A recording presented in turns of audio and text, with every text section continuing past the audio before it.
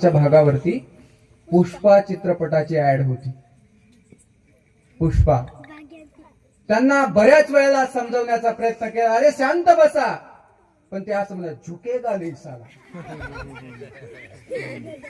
काय संस्कार देतोय आपण मुलांना. वाईट वाटतं मायबापू, मी तुमच्यातलाच आहे म्हणून वाईट वाटतं. छत्रपती राजा व्हावा आपल्या कुळामध्ये वाटतं ना आपल्याला, आपला मुलगा म्हणून जन्माला यावा प्रत्येकाला वाटत असेल, कुणाला वाटत नाही. पण त्यासाठी बाबांनी जसं दुपारी सांगितलं, तुम्हाला वाटत असेल की राम आपला पती असावा, पण तुम्हालाही मायबाप हो सीता व्हावं लागेल ना, व्हावं लागेल.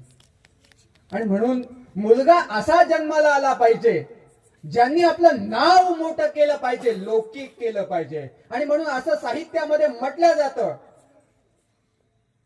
साहित्य आपल्याला बरचसं काही सांगून जातं, पण आपण घेतलं पाहिजे ना. घेत नाही आपण, चांगलं ते घेत नाही, चुकीचं ते काहीतरी धरून बसतो आपण. जननी जने तो भक्त जने, या दाता या शूर, या जननी बांज रहे काय गवाये नूर. असं म्हटलेलं आहे. एखाद्या आईने जन्म द्यावा तर कुणाला जन्म द्यावा? जननी जने तो भक्त जने, तिने एखाद्या भक्ताला जन्माला घातलं पाहिजे. या दाता, दाता म्हणजे देणारा, दातृत्व करणारा, ज्याच्या ठिकाणी देण्याचा भाव आहे.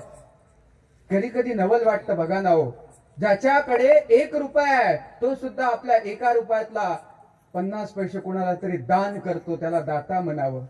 दाता हा कसा असतो यासाठी उदाहरण दिल्या जातं.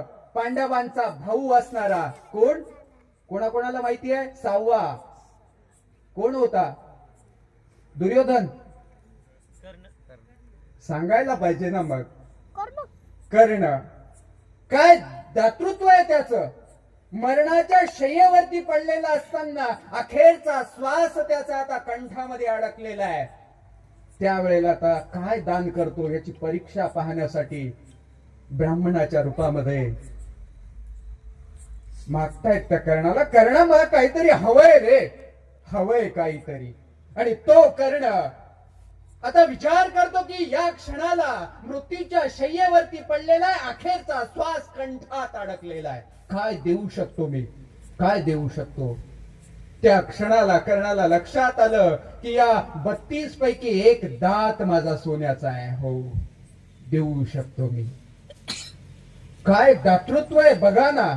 मरणाच्या दारात असलेला कर्ण स्वतःच्या हाताने दगड दातावरती मारतो आणि तो दात सोन्याचा दान करतो. काय दातृत्व आहे, काय शिकव